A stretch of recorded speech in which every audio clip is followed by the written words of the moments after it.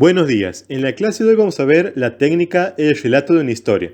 Esta se recomienda para el momento inicial, el momento de entrada, el primer momento de la secuencia didáctica o el plan de clases, de los 5 a 15 minutos. Consta de 3 pasos. El primero de ellos es la preparación.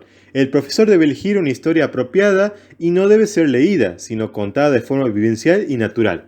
Es decir, ¿no? Si tengo alumnos de secundaria, no voy a buscar un texto de primaria que suele ser de una oración y puro dibujo. Por ejemplo, decir, el payaso fulanito estaba muy feliz, caminaba alegremente por las calles de San Luis. Si yo les leo eso a estudiantes de secundaria, es muy probable que se me rían, es muy probable que piensen que lo estoy cargando, que me miren con cara de, uy, qué cringe, uy, qué profe sonso, cómo va a elegir ese texto, que me miren raro o que se pongan con los teléfonos y no me presten atención para nada. A eso quiere decir como historias propias. También tiene que ver con buscar historias que estén relacionadas con los gustos de ellos. Si ellos están viendo, si ustedes charlan y ven que ellos están viendo series de supervivencia, de fantasía, de detectives, de situaciones de extrema pobreza, de lucha constante por derechos, por libertades, si ellos están militando por algo, busquen historias relacionadas con esos tópicos, esas temáticas que les interesan a ellos para que así el relato que ustedes hagan los motive a escucharlos y a participar y después hacer la propia reflexión, que eso es la importancia de esta técnica. Y también que no tiene que ser algo que han copiado y pegado de la noche anterior y que lo leen por primera vez ustedes porque se nota. Así como el estudiante cuando, por ejemplo, copia y pega para la tarea y después en la exposición está así.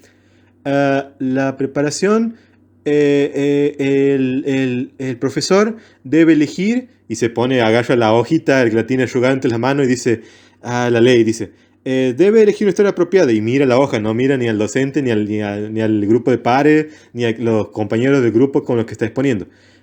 No debe ser leída, sino contada de forma vivencial y natural. Ahí está. Y se nota cuando alguien lee a última hora, cuando copiado y pegado y recién lo está leyendo por primera vez. Se nota mucho.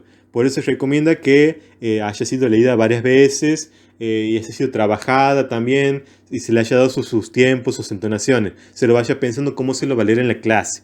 Por eso todo esto habla del primer momento, el momento de la preparación. Después tenemos un segundo paso, segundo momento, que es la realización. Una historia debe ser expresiva y relatada de acuerdo con la edad de los oyentes. Debe ser interesante y desarrollar una acción. Es muy importante la expresión corporal, el uso de la música, gestos, entonaciones, hablar despacio y fuerte. El tono de voz y las pausas hacen a una historia cobrar vida. Es decir, si yo estoy, por ejemplo, contando el clímax, el momento más importante de una historia, puedo tomarme a hacer un silencio, una pequeña pausa para respirar y los miro y le hago como una mirada penetrante y voy mirando desde la izquierda a la derecha, de la derecha a la izquierda, o voy haciendo una mirada así despacio para todo mi grupo de estudiantes y que han hecho un semicírculo o han hecho un círculo, los voy mirando todos y me tomo el tiempo para que ellos digan, si es interesante la historia, para que ellos, wow, digan, ¿qué ha pasado ahí? ¿Qué sigue? ¿Cómo vive? ¿No vive? ¿Muere? ¿No muere? ¿Logra su felicidad? ¿No logra su felicidad? ¿Logra librarse de la tiranía? ¿O termina termina haciendo uno más del totalitarismo? Bueno, tengo que darme ese tiempo para que el estudiante disfrute de la historia. También si pongo a elegir una música así de fondo, que puede ser una música de jazz, una música de ascensor, una música ambiental, una música clásica, una música rock, una música que también puede ir a acompañar, que le pongan en volumen más o menos bajo para que no tape mi voz y también puede ambientar y no me tape la voz ni tampoco termine siendo el foco de desconcentración de la historia.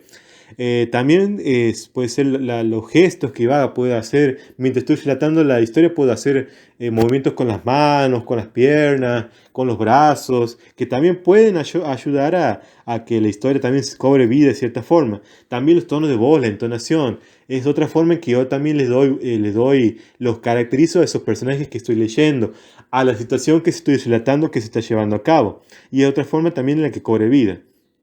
Y por último tenemos el tercer paso, O tercer momento, que es la reflexión didáctica. Una historia puede servir para transmitir información cuando, por ejemplo, se relata un descubrimiento, una expedición, un invento, un acontecimiento o un experimento.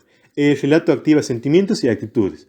Por ejemplo, hay hoy en día varios documentales de History Channel que están contando sobre cómo ha sido la invención de ciertas comidas o capaz que ya estaban descubiertas, pero le han dado, como que la han popularizado. Y por ejemplo, yo veía documentales gigantes de la comida y cómo han sido las peleas entre las franquicias. Por ejemplo, las peleas que hubo entre McDonald's y Burger King al principio, o el dominio de las pizzas, del Domino's y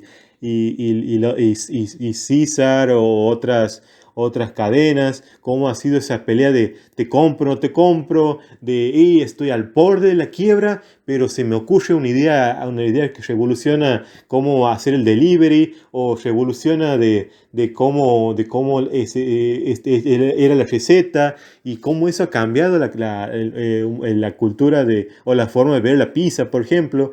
Y si te lo relatan de forma tan apasionada como ha sido ese documental de History, capaz que si me decían, vos sabes que esta curiosidad de la pizza, capaz que yo no hacía ni clic en ese video, o yo ese texto ni lo leía, o si alguien me lo contaba ni le prestaba atención, pero yo lo veo en el formato de ese documental, está contando así, relatado así, con actores que representan a los que hicieron la pizza y a los que vivieron toda esa revolución de la pizza. Y es como, wow, digo, qué interesante cómo el tema está bueno para charlarlo con los estudiantes y decirles que miren, este tipo estaba al borde de la bancarrota y se le ocurre esta idea con la pizza, y hoy en día es el mayor negocio rentable de pizza en el mundo. Tiene un montón de franquicias por aquí y por allá.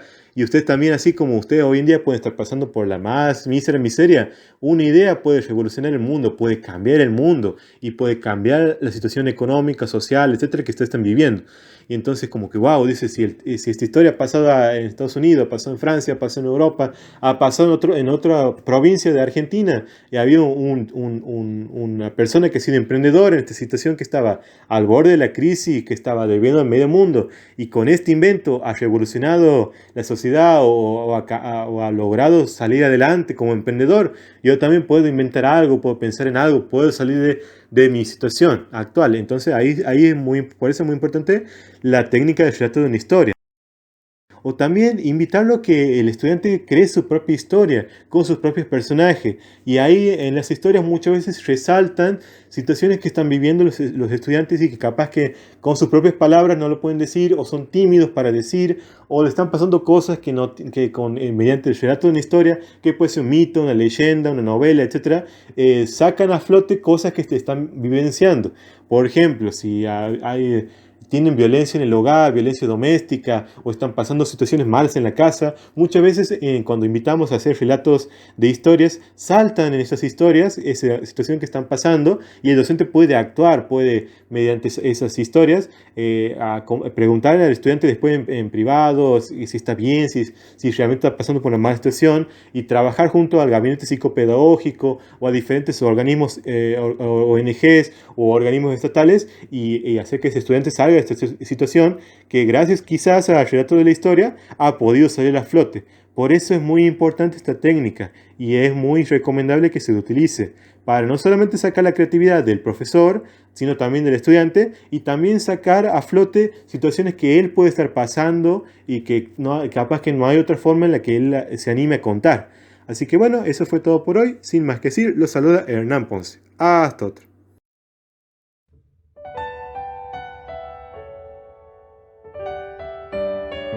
Life is a journey, feelings of hopelessness, loneliness, she'll fix them all away. Able, wistful, and she always keeps her promise.